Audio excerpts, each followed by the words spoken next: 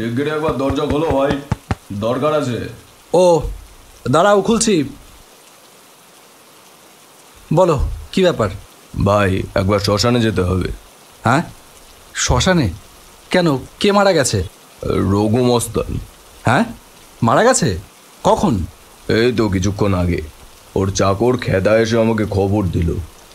আমি আর কি করি বলো, গায়ের মোড়ল হয়ে বসে আছি, সব দায় তো আমারই। হ্যাঁ ঠিক আছে, কিন্তু আমি ভাবছি যে লোকটার ফাঁসি কাঠে মরার কথা ছিল সে মরল বিছানায় বেঘরে। আরে ওসব নিয়ে পরে ভাবলেও চলবে, এখন চলো তাড়াতাড়ি। বৃষ্টি এখন একটু ধরেছে, কিন্তু রাস্তায় প্যাচ প্যাচে কাদা, চারিদিকে থমথম করছে মিশমিশে কালো রাত। শ্মশান এখান থেকে এখনও 4 মাইলের পথ। একটা ভারী মরা কাঁধে নিয়ে আমাদের 4 জনকে এই বনপথ পাড়ি দিয়ে শ্মশানে পৌঁছাতে যে প্রাণান্ত পরিশ্রম করতে হবে সে আর বলার অপেক্ষা রাখে না। দূরে মাঠের ধারে একটা গাছের ডাল থেকে চ্যাঁ চ্যাঁ করে একটা প্যাঁচা ডেকে উঠল। সেই অলক্ষণে ডাক শুনে রাঘব হরিবোল বলে প্রাণপণ চিৎকার করে উঠল, হরিবোল হরিবোল হরিবোল। রঘু আমাদের সহজে নিষ্কৃতি দেবে বলে মনে হচ্ছে না। আজকের রাতটা ভালোই ভালো কাটলে বাঁচি। রঘুর চাকর খেদা একটা হ্যারিকেন নিয়ে আগে আগে চলেছে। এই খেদা শুধু রঘুর চাকরই নয়, সে ছিল তার সমস্ত পাপ কাজের সঙ্গী। তার চেহারাটা যেমন বিশ্রী, স্বভাবও তেমনই কুৎসিত। তার ওই 2খানা কালো হাত যে কত ধরনের পাপ কাজ করেছে তার হিসাব সে নিজেও জানে না।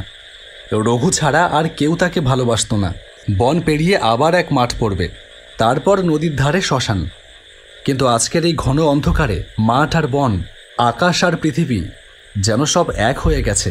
তাদের অস্তিত্ব বোঝা যাচ্ছিল শুধু মাঝে মাঝে জ্বলে ওঠা বিদ্যুতের আলোয়। খেদার লণ্ঠন মিটমিট করে জ্বলে অন্ধকারের নীরবতাকেই যেন ভালো করে দেখিয়ে দিচ্ছিল।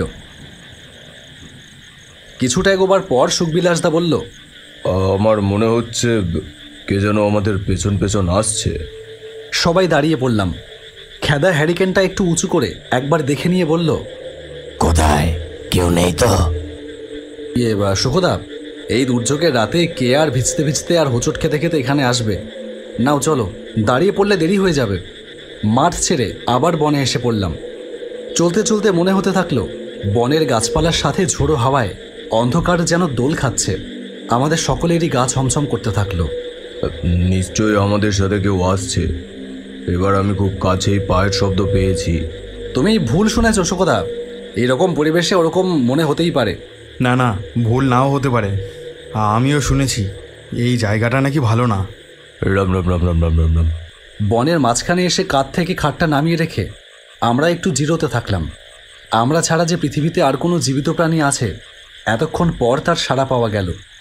শুনতে পেলাম এই অসময়ে বনের ভেতরে হেরে গলায় কে যেন গান গাইছে। হাটে শুয়ে এ যায় রে, এ যায় রে, ওই পায়ে যেতে চলে আয়, বসে বসে দুটো কথা কই। বনটাকে শোষ করে মন গেছে আদি ভরে, দুধ ভাত খাবি যদি কাছে আয়, বলি পই পই। গানের আওয়াজ ক্রমশই আমাদের দিকে আসছে। আমরা সবাই ভয়ে হরিধ্বনি দিতে থাকলাম। এদিকে গানও চলতে থাকলো সমান তালে। অজা মরা ভালো নয়, ও কাকার পেটে সয়, বুড়ো আর নরে চরে যেতে যেতে পরে আমি রাজি নয়, তালে উঠে রাত দিন নাচি আয় দিন দিন। আয় খালি গীত গাই, নিয়ে আয় গাছে চড়া মই, ভেঙা চিরা ডাকবে না, ভেঙে জেগে থাকবে না। এত রোদে ঘুরে ঘুরে হোস কেন জল ভেজা খই। ও মামদো ওরে পেঁচো, কেন মিছে ঘাস খেছো? আকাশ কেঁদে মারিয়ে পা বাড়িয়ে ঘর হইচই, খাবি আই টিকটিকি। হাঁচি আসে দেখ দেখি, আশপাশ মরা হাত। কোথা যাস? চই চই চই।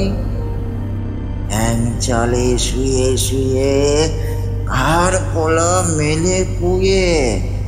পাতে মোর কাঁচা মাথা দিবি নাকি? হ্যাঁ, তাই সই, তাই সই। এ কি অদ্ভুত গান, এ কি ভয়ানক সুর। তাড়াতাড়ি মরার খাট নিয়ে আমরা শ্মশানের দিকে ছুটলাম। শ্মশানে এসে খাট নামিয়ে আমরা আগে খানিকটা হাঁপিয়ে নিলাম। তারপর মাধব বলল, বনের ভেতর যে গান গাইছিল সে মানুষ না। নরক থেকে রঘুর স্যাঙাতরা বোধহয় রঘুকে নিতে এসেছে। রঘুর চাকর খেদার আগে কটমট করে সুখদার দিকে একবার তাকালো। ওসব বাজে কথা রাখো, এখন জঙ্গলে গিয়ে আবার কাঠ কেটে আনতে হবে। কপালে আজ অনেক কষ্টই আছে। এই কদিনের বর্ষায় ভেজা কাঠ দিয়ে কিভাবে চিতা চলবে জানি না। হ্যাঁ, তবু চেষ্টা তো করতে হবে। নাও চলো। আমি কোথাও যাচ্ছি না। আচ্ছা, তাহলে তুই এখানেই থাক। একা? হ্যাঁ। ওরে বাবা, একা বসে আমি যদি আবার সেই গান শুনতে পাই তাহলে তো আমি আর বাঁচব না। আমার সাথে খেদা থাক। অগত্যা সেই ব্যবস্থাই করতে হলো। আমি, মাধব আর সুখদা হ্যারিকেন আর কুড়ুল নিয়ে জঙ্গলের ভেতর কাঠ কাটতে চললাম। অন্ধকারের ভেতর বাতাসের হাহাকার শোনাচ্ছে যেন কোনো মরো মরো রোগীর আর্তনাদের মতন। পেছনে শ্মশান, তার বুকে চেপে বসে কাল রাত্রির নিস্তব্ধতাও যেন আজ ডুকরে ডুকরে কেঁদে উঠছে। এর মধ্যে একদল শেয়াল ডেকে উঠল, আর তখনই দেখলাম একটা মানুষের মূর্তি অন্ধকার ভেদ করে একেবারে আমাদের সামনে আবির্ভূত হলো। বেজায় ঠ্যাঙা আর লিকলিকে সরু তার দেহ, একরাশ পাকা গোপদাড়ি, বড় বড় ড্যাবড্যাবে চোখ দুটোয় যেন দপদপিয়ে আগুন জ্বলছে। লোকটা আমাদের দিকে ফিরেও তাকালো না। হন হন করে শ্মশানের দিকে এগিয়ে আবার অন্ধকারে মিলিয়ে গেল। আমি চুপি চুপি বললাম, পাগল? ঠক ঠক করে কাঁপতে কাঁপতে মাধব বলল, ভূত, ভূত। চুপ কর, ওই শোন। প্রত্যেকে এবার কাঠের বোঝা ঘাড়ে করে শ্মশানের দিকে ফিরলাম। শ্মশানে যেতে আর সাহস হচ্ছে না। যদি আবার সেই মূর্তির সাথে দেখা হয়। কাজ নেই আর শ্মশানে গিয়ে, চলো আমরা এখান থেকে পালাই। না না, তা হয় না। শ্মশানে আমাদের লোকেরা বসে আছে। শ্মশানে কি আর তারা এতক্ষণ আছে? গিয়ে দেখবি তারা কোন কালে ফুটে সানলাইট হয়ে গেছে। আর ওই মূর্তিটা দিব্যি আরামে দুপা ছড়িয়ে বসে রঘুর মরা চিবিয়ে চিবিয়ে খাচ্ছে। পাগলের মতো না বকে চল। আবার শোনা গেল, আলে উঠে রাত দিন নাচি আই দিন দিন, আয় খালি গীত গায়, নিয়ে আয় কাছে চড়া বই।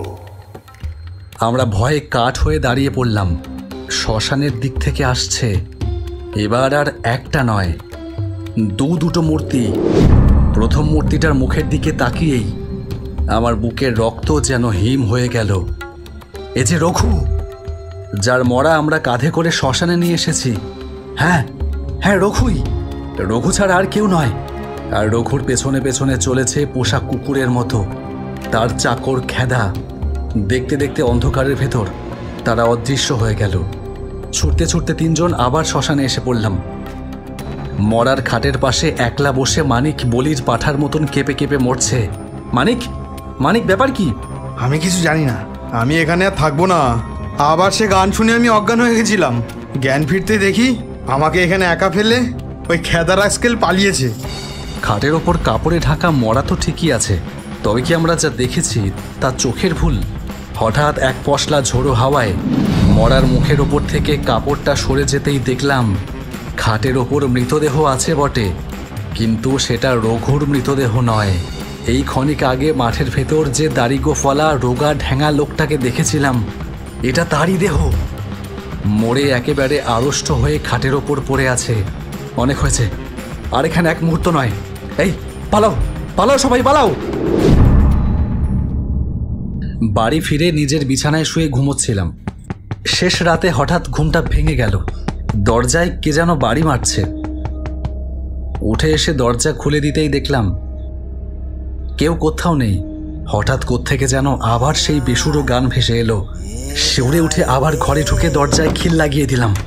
সকালবেলা খবর পেলাম রাঘব আর সুখদার দরজাতেও কাল মাঝরাতে কে যেন ধাক্কা মেরেছিল, তবে তারা কেউ দরজা খোলেনি।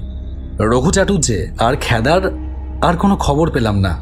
অবশ্য না পাওয়াই ভালো।